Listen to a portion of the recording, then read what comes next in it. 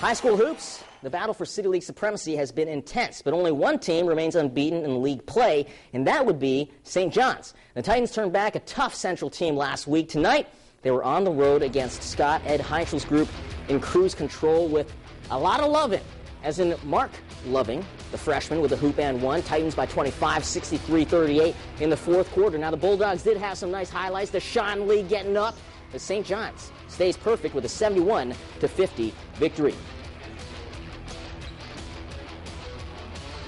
Meanwhile, the Ohio State dance team came to town. They performed at Central. Pretty inspiring stuff, but unfortunately for the other team.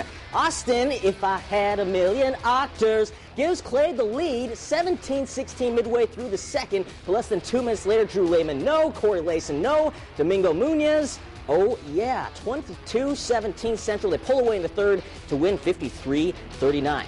So Central remains in second place in the City League, where it's a dogfight with 4 other schools, 2 of which played each other tonight, Waite and Libby. Both schools have had their moments this year. Both schools are fans of all ages. Fourth quarter, Libby up by 6, 42-36. Milan Mabry from 17 feet away knocks down the Jade. It's an 8-point game, 44-36. But later in the fourth, Indians fighting back. Antonio Allen, he had a sick dunk last week. He's like their emotional leader. I love this guy, making it a 2-point game, 44-42. About 2.5 minutes left in the game. Libby, though, they beat the press. Lonasee Utley, hoop and one, hoop and done. Cowboys win it 57-50. Well, I think the kids bought into what we've been stressing all week in practice, that we have to do the little things. We have to take care of the basketball. If some team's going to press us, we must attack them. And they did a good job doing that. A win is a win, but the kids fought. You know, we'll go back and forth, and the kids hung in there. That's something we can build on. We need to work on our half-court execution, believing in our system again. First quarter, we got out and did what we wanted to do rather than what we've been doing as a team. 2 other league contenders, Whitmer and Rogers, duking it out.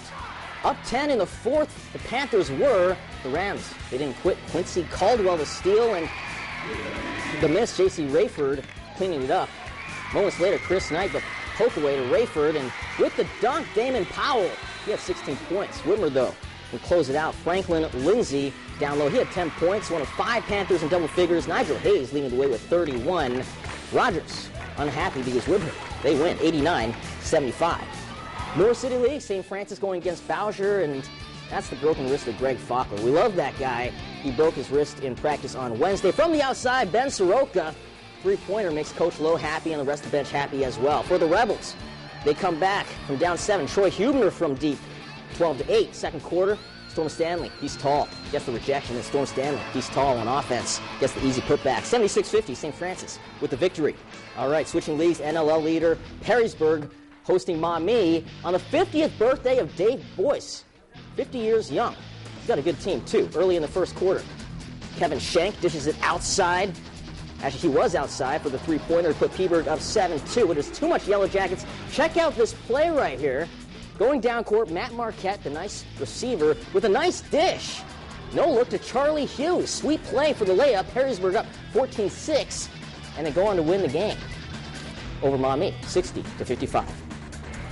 Meanwhile, Rossford and Southview, Andy Borcher, Alan Gant, both sitting out with injuries, and Rossford took full advantage. At the first period buzzer, Mitchell Stewart with the bucket, and then Zach Leahy, he had a big game today with an incredible scoop shot. Bulldogs dominating Southview. Didn't get their first field goal until a minute and a half into the second quarter. That's hard. Denard Pickney and one. Cougars make it competitive, but they lose 79-65. Moving on, Otsego lost a tough one earlier this week against Evergreen, but guess what? That's non-league play. And for all intents and purposes, the Knights are still perfect in league play, and that's the important part, right? But Eastwood's only a game behind. This game was packed to the point of people, they're out the door. Quiet first half for Eastwood's Clay Rolfe, the Bowling Green football commit, but he's pretty tall too, kind of like Storm Stanley. He gets the score there. Eagles taking control in the third, and John Juergens from the outside to give Eastwood a 15-point cushion over the division leaders. And then Rolfe with the rejection. Emotional win for the Eagles. They're now in a tie for first with Otsego with a 67-47 win.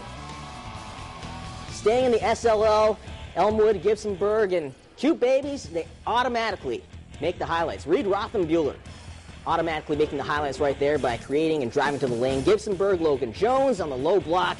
Gets that shot to fall. Golden Bears on the break. Lee Renner's turn. And that's money in the bank. Elmwood, it's hammer time. Kevin Hammer, down court, wide open. Royals win by 15, 79-64 over G-Burg. TAC leaders, Ottawa Hills facing Danbury, and Rodney Johnson hot from the outside with a 3-ball, but for Ottawa Hills, Andrew Jamieson, he wears the jersey number 3, and he hits the 3, and then down low, it's Jamieson again, this time for 2. And it was a win for Ottawa Hills. More basketball tomorrow, but don't forget, there's also that East-West Shrine game with Toledo's Barry Church and Bowling Green's Freddie Barnes. That's your Hardcore Sports. We'll be right back.